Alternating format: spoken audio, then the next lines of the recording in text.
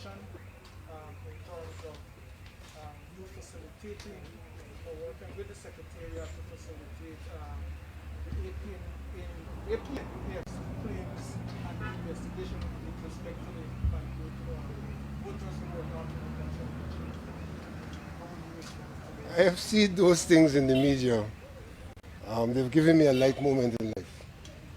The fact of the matter is, I don't know work with the Secretariat. I come here and I speak to what has happened.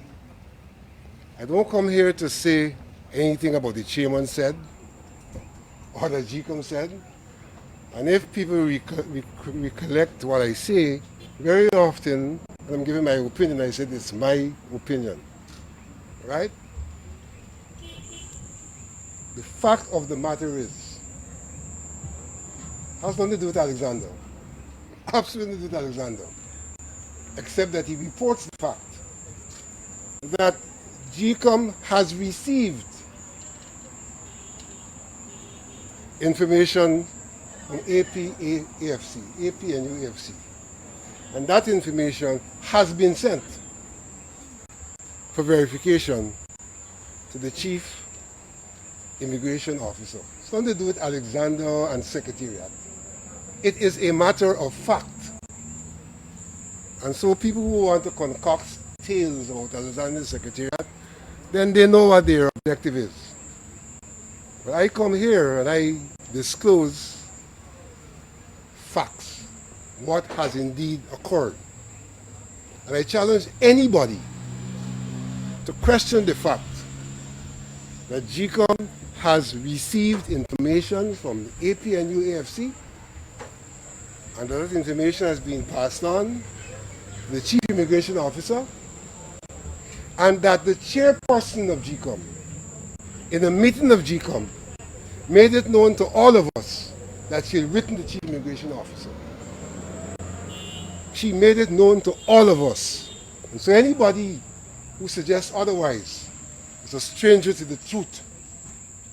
She made it unequivocally known that she received information, and if I'm not mistaken, even when she made it known, a particular commissioner asked and saw a copy of the letter which she had sent to the Chief Immigration Officer. So those concoctions are what they are. She made that revelation yesterday. Huh? When did she make that revelation? Before yesterday. That wasn't yesterday, it was some time ago. Some time ago. Can you confirm to us that the APNUAFC sent several letters listing other companies or organizations to the Commission, and the Commission is yet to respond to those letters? Today I saw other letters sent by the AP and UFC in relation to issues for which they're asking for explanations or for determination. Issues are related to migrants who, as far as they are concerned, would have voted. Issues related to people who voted without ID cards and for which there are no affidavits showing that they swear to the fact that they didn't have an ID card and that he or she is one of the same person who's casting their vote. Issues related to people being recorded as voting with certificates of employment, but the certificates are not in the records. They have sent us a multiplicity of such issues under the cover of quite a number of letters. I think the letters in all are probably in the vicinity of 10 letters. That was received, that I saw today as a commissioner. The letter that was sent to the Chief Immigration Officer, can you say when it was sent as an update? There was one that was sent sometime early in the last week. When you said there was one and it was sent after? I have seen subsequent lists unrelated to the one which was sent. So I don't know, others may be sent. And that letter that was sent, who signed the letter? The chairperson. Okay, She brought it to our attention So it wasn't that a she had done so. decision that the commission made. Huh? It wasn't that the commission altogether decided to write to immigration.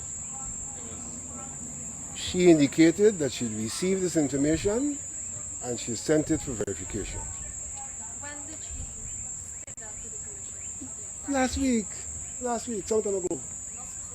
I can't remember the date. and they were I can't remember concerned the that date. they sent it to her saying that. There were negative comments. There were negative comments. Because after your statement, some commissioners come forward to say that they know nothing about this and they never heard of it. But I can only consider them to be strangers to the truth. That's all I can consider them to be, strangers to the truth. I stand on my word that she did say it in a meeting, and that a particular commissioner, I prefer not to be here calling names of commissioners, did even request to see the letter that she had sent. Mr. Alexander, for the listening public, initially their recount was supposed to finish today. So just for the listening public, in a short recap, can you say where we are now at the national? Well, we are at a point where we have surmised that this process should come to a conclusion on the 13th of June. And a conclusion means not only that would the count be finished, but that the chief elections officer would have by that time prepared his tabulation and his summation of the observation reports. And that's where we are at in terms of what has been projected. Sarah, follow up on that. Is that process likely to conclude before the 13th? Seeing that a lot of the regions have been completed and some will be completed tomorrow, so there will be no station free up to from the other state. My response to that would be that it is possible. I cannot specifically speak to the likelihood. It's not impossible. And sir, can you say if the commission did consult with the CARICOM team for them to extend their stay until June?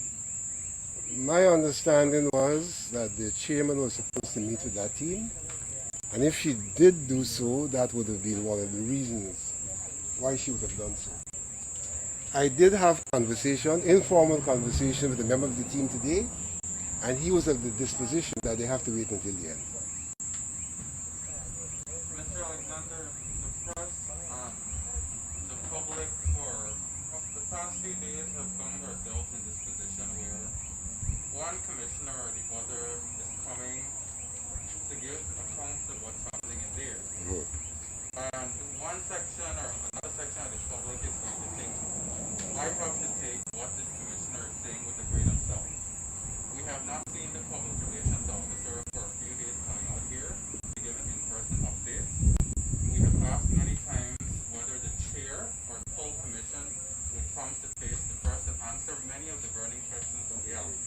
Could you speak to whether Recount has any intention to come and have a press conference? I cannot speak for the public relations officer. I know that she has from time to time come to the press, but I can't pretend to speak for or on behalf of her. I think you should be cognizant of the fact that what is happening here is a continuation of what emerged on High Street, where the press came to High Street and sought the comments of commissioners or the comments of whoever was available. It is in that context that I have continued to speak to the press, expressing my view about things and making information available that is factual in terms of what has occurred in the commission. That's my disposition, to make factual information available, and on occasions I will give an opinion. And I've always been careful when I'm giving an opinion to say to the press that this is my personal view that I'm expressing. I've never attempted to be the person officially speaking on behalf of GCOM, but I've been responsive to your estate called the Fifth Estate, if I'm not mistaken. Fourth Estate. I've been responsive to the Fourth Estate by availing myself, at your request in the first instance, to be interviewed. Mr. Alexander, the People's Progressive Party, they're against the move to investigate claims by acne, and they have said that they will take a legal recourse if that is warranted. How will this affect the process, and will it halt the recount process in any way if there should be a legal intervention? But I don't know what intervention they intend to take, so that I cannot speak to the question of halting the process, because I don't know the intervention is intended to halt the process. Suffice to say that if one is confident that nothing untoward would have occurred, I think it's in one's interest to expose these accusations to scrutiny, so that your own disposition of confidence could be reinforced and ascertained. You know, we have a process in which words are bandied. The most bandied word throughout this process has been transparency. And that transparency has been interpreted to mean that people must know all that's happening. Let's broadcast it, tabulation, and all of that. What is occurring in terms of what APNU, AFC has done can enhance that process of transparency. Let's see and know everything. But the advocates of transparency have now found other terms to argue that these things should not occur. Well, it's not for me to determine what they do and what the court says. If the court says, will have its impact in whatever way.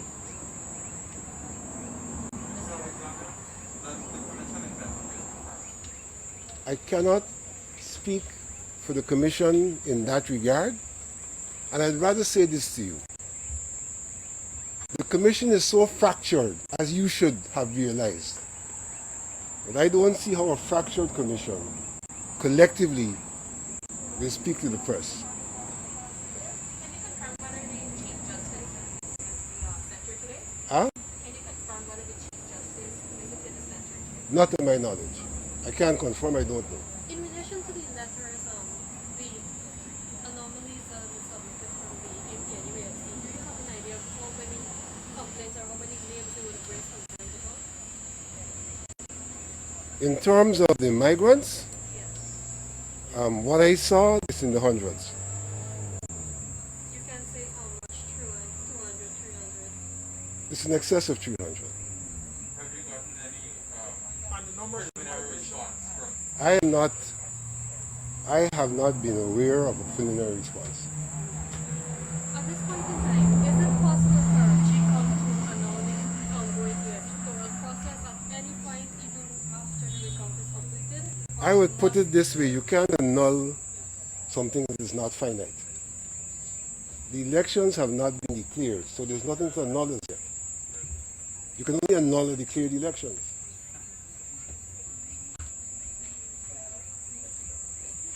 Thank you, Mr. Alexander.